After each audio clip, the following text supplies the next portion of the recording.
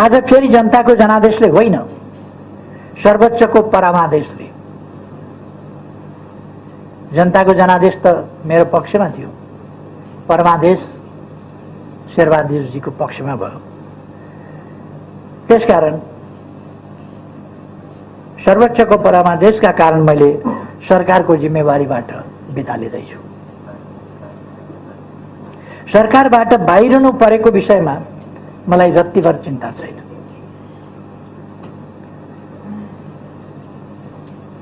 यसकारण पनि चिन्ता छैन कि मैले देश र जनताप्रति सम्पूर्ण निष्ठाका साथ र इमानदारिताका साथ देशको समृद्धि, सुशासन, विकास यी कुराहरूलाई ध्यानमा राखेर, जनतालाई सेवा सुविधा पुर्याउने उद्देश्यलाई ध्यानमा राखेर सम्पूर्ण इमानदारिताका साथ काम गरेको छु र विकासका निम्ति नयाँ नयाँ भिजनहरू दिएर विकासको गतिलाई असाधारण ढङ्गले र अभूतपूर्व ढङ्गले अगाडि बढाएको छु। मेरो नेतृत्वमा देशले चौतर्फी ढङ्गले एउटा विकास, परिवर्तन र रूपान्तरण अनुभूत गरेको छ। जनताले राहत महसुस गरेका छन्। त्यसकारण मलाई आफ्नो कामप्रति खुसी छ, म ढुक्क छु र मलाई यसमा चिन्ता गर्नुपर्ने कुनै कारण छैन। चिन्ता त कुनै व्यक्तिसँग प्रतिशोध साध्न वा कुनै व्यक्तिका आकांक्षा परिपूर्ति गर्न मुलुकको लोकतान्त्रिक प्रणाली, संवैधानिक व्यवस्था र दलीय प्रणालीमाथि जस्तो खेलाची हुँदैछ त्यसप्रति।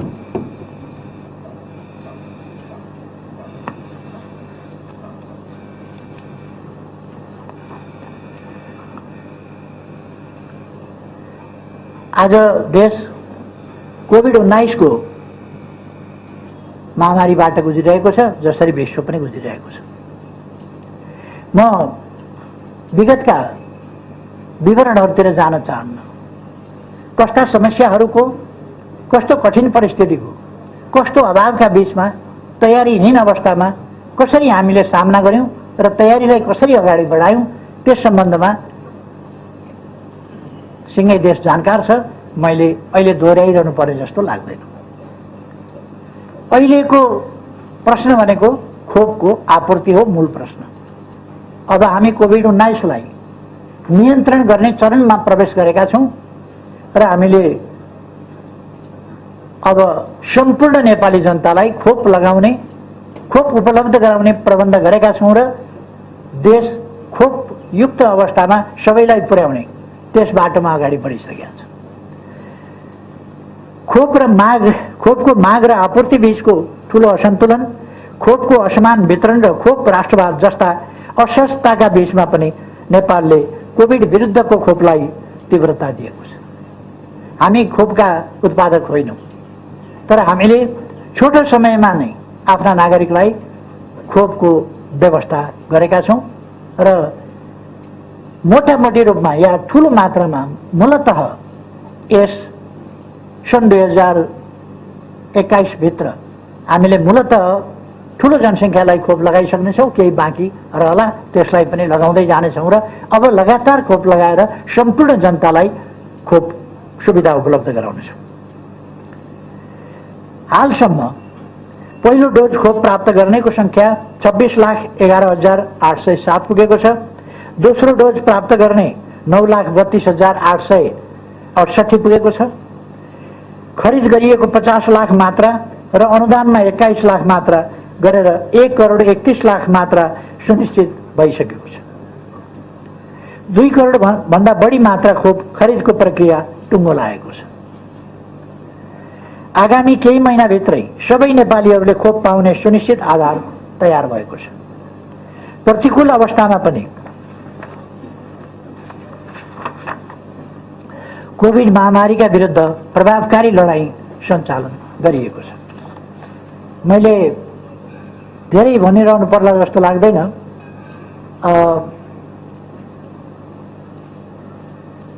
हामीले भारतबाट अनुदान 10 लाख र 1 लाख गरेर 11 लाख डोज प्राप्त गर्यौं। र चीनबाट र 10 लाख थप खरिद गर्यौं। चीनबाट 40 लाख डोज हामीले खरिद गरेका छौं, जसमध्ये 8 लाख आइसकेको छ र अरु 32 लाख क्रमशः आउँदै जान्छ। खोप लगातार हामी लगाउँदै जान्छौं र खोप आउँदै पनि जान्छ। थप 60 लाख डोज खरिद प्रक्रिया अगाडि बढेको छ। अमेरिकाबाट उपहार स्वरूप हिजो मात्रै हामीले 15 लाख चान्चुन डोज जोन्सन एन्ड जोन्सन, जो एक मात्र खोप लगाए हुन्छ, दोहोऱ्याएर लाउनु पर्दैन, त्यो प्राप्त गरेका छौं। चीनबाट प्राप्त अनुदान 18 लाख डोज, 16 लाख डोज अनुदान दिने नयाँ घोषणा भएको छ। जापानबाट आज मात्रै घोषणा भएको छ अस्ट्रेजेनिका करिब 16 लाख, जो भारतबाट आएको खोपको एक डोज मात्रै लगाएर बाँकी रहेको जनसङ्ख्या थियो, त्यसलाई पनि डबल डोज अब दिन सकिन्छ। कोभ्याक्स अन्तर्गत 3,48,000 आएको छ र 3,50,000 आउँदैछ। कोभ्याक्स सुविधा अन्तर्गत 60 लाख डोज क्रमशः प्राप्त हुनेछ।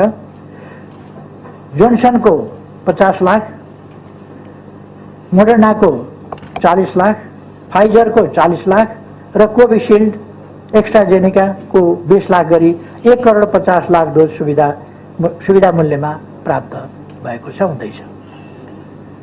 बालबालिकालाई दिन मिल्ने फाइजरको 60 लाख डोज खरिद प्रक्रिया अगाडि बढेको छ। अर्थात् अब हामीलाई खोपको अभाव छैन भने त मलाई थाहा छ। भरे बेलुका या भोलि बिहानबाट सुरु हुनेछ।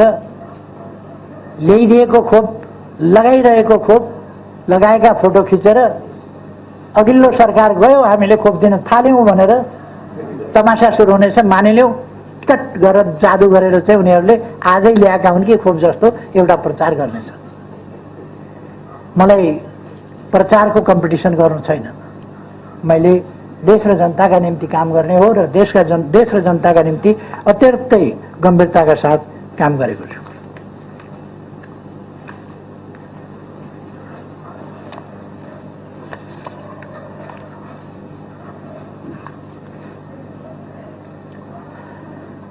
खोपको सम्बन्धमा मैले अरु धेरै केही भनिरहनु पर्ला जस्तो लाग्दैन।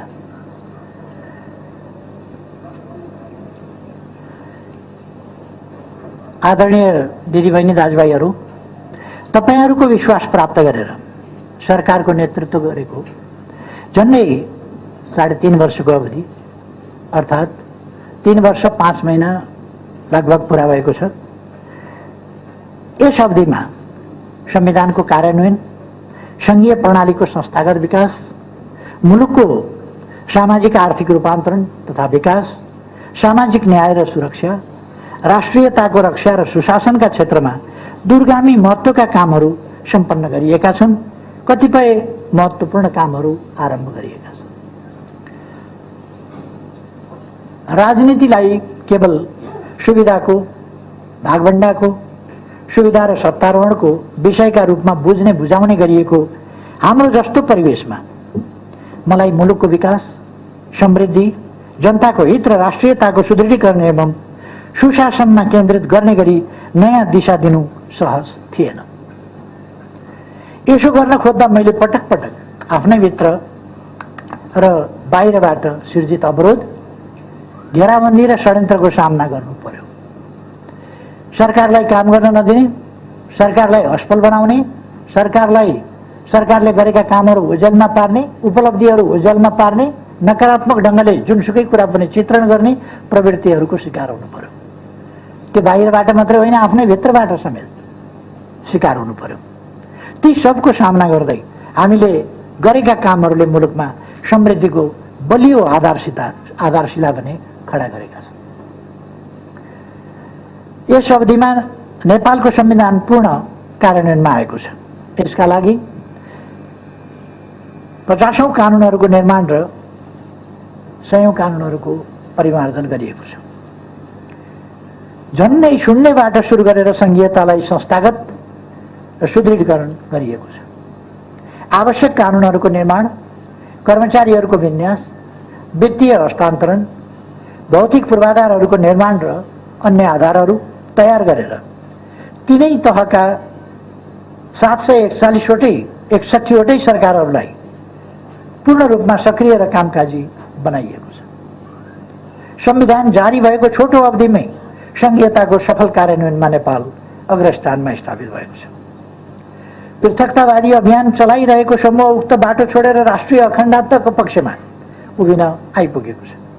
हिंसाको बाटो हिँडिरहेका समूह हिंसा परित्याग गर्दै आफ्ना सबै राजनीतिक गतिविधिहरू शान्तिपूर्ण ढङ्गले सञ्चालन गर्न सहमत भएका छन् र शान्तिपूर्ण राष्ट्रिय राजनीतिको मूलधारमा समावेश रहेका छन्। संविधानको स्वीकार्यता, सर्वस्वीकार्यता स्थापित भएको छ। मुलुकलाई हिंसात्मक द्वन्द्वबाट मुक्त गरिएको छ र